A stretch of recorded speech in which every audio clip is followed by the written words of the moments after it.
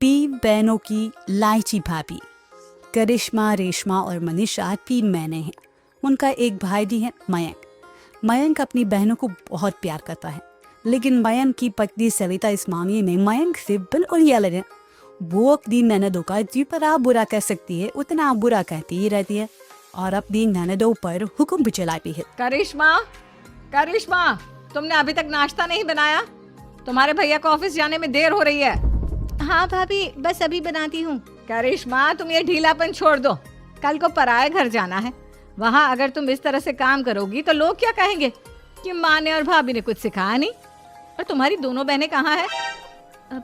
Reshma market गई है और मनीषा सो रही है। क्या? सुबह के 8 बज रहे हैं और ये महारानी अभी भी सो रही है?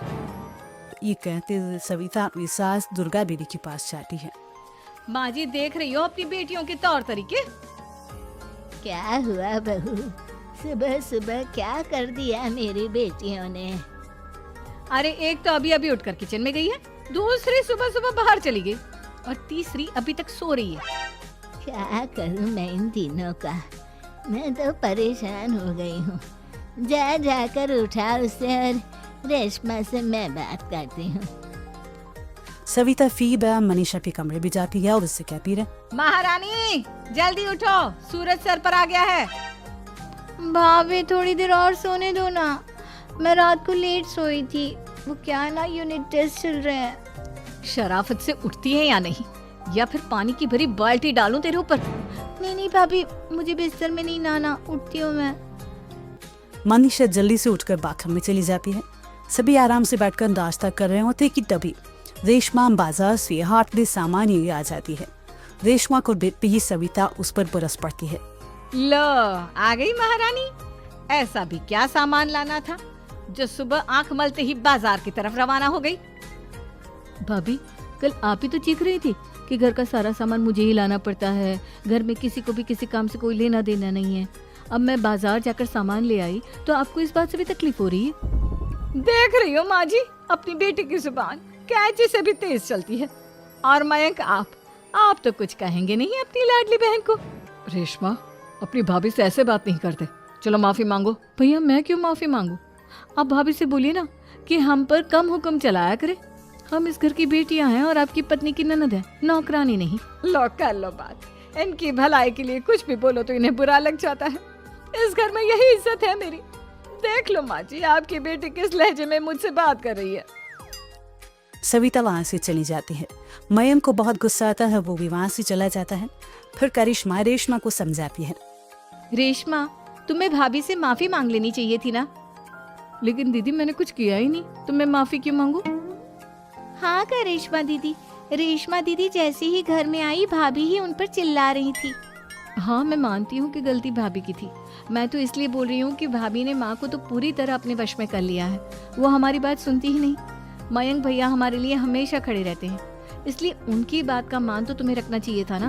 कोई फायदा नहीं दीदी, कुछ दिनों की बात और है, भाभी उन्हें भी हमारे खिलाफ भड़का देंगी। फिर वो भी माँ की तरह हमारी किसी बात का विश्वास नहीं करेंगे। फिर सविता अपनी तीनों ननदों को किसी न किसी बात पर परेशान करती लगेगी। एक दिन मयंक अपनी तीनों बहनों के लिए गिफ्ट लाया। करिश्मा, ये तुम्हारे लिए हार का सेट। रेशमा, तुम्हारे लिए सुंदर सी ड्रेस। और मनीषा, तुम्हें किताबें पसंद है ना, तुम्हारे लिए किताबें लाया हूँ। थैंक यू भैया। थैंक यू भैया। थैंक यू भैया। करिश्मा, तुम्हारा नेकलेस कितना सुंदर है। ये भैया कहाँ से ले आए होंगे? मैंने भैया को 3 दिन पहले फोन पर ये डिजाइन दिखाया था और आज भैया ये ले आए।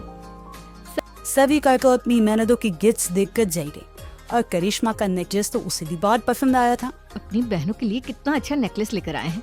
मुझे कभी कोई गिफ्ट नहीं दिया। मैं आज ही ये हार चुरा लूं। रात में सविता करिश्मा का हार चुरा लेती है और इसी तरह उसे अपनी ननदों की जो भी चीज अच्छी लगती वो उसे मांगती नहीं, बल्कि रात के अंधेरे में चुरा लेती। इसी तरह दिन बीतते गए और सविता ने मयंक के दिल में भी उसकी बहनों के लिए नफरत पैदा कर दी। एक दिन मयंक ने करिश्मा और रेशमा के लिए रिश्ता देखा और ये बात उसने घर में सबको बताई। माँ, करिश्मा और रेशमा के लिए बहुत अच्छा रिश्ता आया है। वो लोग कल इन्हें देखने आ रहे हैं। आप और सविता मिलकर सारी तैयारी कर लेना। ये सुनकर करिश्मा और रेशमा खुश हो जाती हैं, लेकिन सविता सोचती है, अगर इन दोनों बहनों की शादी हो गई तो घर और बाहर का काम कौन करेगा? मनीषा तो एक नंबर की कामचोर है, उससे तो किसी बात की उम्मीद लगाना ही बेकार है। मुझे इस शादी को रोकना होगा।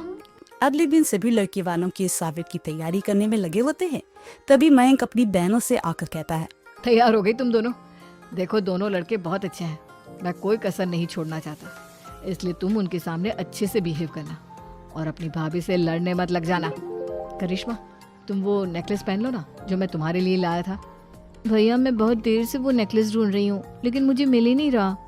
क्या तुमने नेकलेस खो दिया? तुम्हें पता भी है वो कितना महंगा था? तुम कोई काम ढंग से नहीं कर सकती। मयंक गुस्से में वहां से चला जाता है। थोड़ी देर बाद लड़के वाले भी आ जाते हैं। वो दोनों बहनों को पसंद कर लेते हैं और रिश्ता पक्का हो जाता है। लेकिन सविता के दिमाग में तो कुछ और ही खिचड़ी पक रही थी। वो पंडित जी के पास करिश्मा की कुंडली लेकर जाती है और उन्हें पैसे देकर करिश्मा की कुंडली बदलवा देती है। जब लड़के वालों के पास करिश्मा की कुंडली जाती है तो वो दुर्गा को फोन करते हैं। बहन जी, हमने करिश्मा की कुंडली अपने पंडित जी को दिखाई थी। आपकी बेटी की कुंडली नहीं बल्कि दोषों का पिटारा है। देखिए, मैं और मेरे पति इन सब बातों में बहुत विश्वास करते हैं, इसलिए हम आपकी बेटी से अपने बेटे की शादी नहीं करा सकते। इस तरह करिश्मा का रिश्ता टूट जाता है और सभी घर वालों को बहुत दुख होता है। अब कविता सोचती है, चलो करिश्मा का तो रिश्ता टूट गया, अब रेशमा का भी रिश्ता तोड़ना है। क्या करूं? अब सविता आवाज बदलकर किसी अननोन नंबर से रेशमा के होने वाले ससुराल में फोन करती है। हेलो, मैं कौन हूँ कौन नहीं ये आपके लिए जानना जरूरी नहीं। बस इतना सुन लो कि रेशमा का 2 साल से किसी के साथ अफेयर चल रहा है। बस रेशमा का रिश्ता तोड़वाने के लिए सविता का इतना कहना काफी था। अब रेशमा का भी रिश्ता टूट गया। मयंक और दुर्गा देवी ने रेशमा को खूब खरी खोटी सुनाई और उससे बार बार उस लड़के के बारे में पूछने लगी। आप दोनों मुझे क्यों परेशान कर रहे हो? अरे कोई लड़का होगा मेरी लाइफ में तो मैं बताऊंगी ना, जब कोई है ही नहीं तो कहाँ से लाऊं मैं कोई लड़का? तो तेरे होने वाले ससुराल वालों को फोन किसने किया था? माँ मैं नहीं जानती किसने फोन किया था, मैं सच कह रही हूँ। मैं तो पहले ही कह रही थी इसकी लगाम खींच कर रखो, लेकिन मेरी सुनता ही कौन है। आप चुप रहिए भाभी, ये सब आपका ही किया धरा है। अब तीनों बहनों को विश्वास हो जाता है कि ये सब उनकी भाभी ही कर रही है। तीनों बहनें अपनी भाभी को सबक सिखाने के लिए एक वकील कर लेती है और घर में हिस्सा मांगना। देखो भैया, माँ बाप की जायदाद में जितना बेटों का हक होता है उतना ही बेटियों का, इसलिए इस घर के 4 हिस्से होंगे और हमें अपना हिस्सा चाहिए। मैंने तुम्हारे लिए क्या क्या नहीं किया और तुम इस घर में हिस्सा मांग रही हो? भैया, आप और माँ हम बहनों की कोई बात नहीं सुनते हो और भाभी हमारी शादी नहीं होने देगी क्योंकि उन्हें लगता है कि आप हमारी शादी में ज्यादा पैसा लगाओगे और उन्हें हम जैसी फ्री की नौकरानी कहाँ मिलेगी। तो हम भाभी के साथ तो रह नहीं सकते, हम बहनों को अपना हिस्सा चाहिए।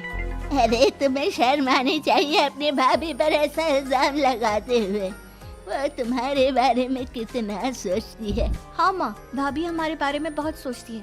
दिन रात बस यही सोचती रहती है कि किस तरह से अपनी तीनों ननदों को परेशान करूं और कभी मुझे पढ़ने भी नहीं देती। दोनों बहनों का रिश्ता भी तो इन्होंने ही तोड़वाया है और रात में हमारे कमरे में आकर हमारी चीजें भी चुराती हैं। इसी तरह सविता की तीनों ननदें अपनी बात पर अड़ी रही। अब कोर्ट में तारीख भी शुरू हो गई। जब सविता को लगा कि उसकी तीनों ननद इतनी आसानी से नहीं मानने वाली, तो उसने अपने पति और सास को सारी सच्चाई बता दी और अपनी तीनों ननद से माफी मांगी। मयंक और दुर्गा को भी अपनी गलती का एहसास हो गया। अब सविता खुद करिश्मा और रेशमा के लिए अच्छा रिश्ता ढूंढती है और उनकी शादी करवाती है। दोस्तों, ये वीडियो आपको कैसा लगा? अगर आपको ये वीडियो पसंद आया है और आप इस तरह के और भी वीडियो देखना चाहते हैं तो कृपया हमारे चैनल को सब्सक्राइब करें और बेल आइकन दबाएं ताकि आप हमारे नए वीडियो के अपडेट्स सीधे आपके इनबॉक्स में प्राप्त कर सकें। और हाँ, अपने दोस्तों के साथ इस वीडियो को शेयर करना न भूलें। धन्यवाद।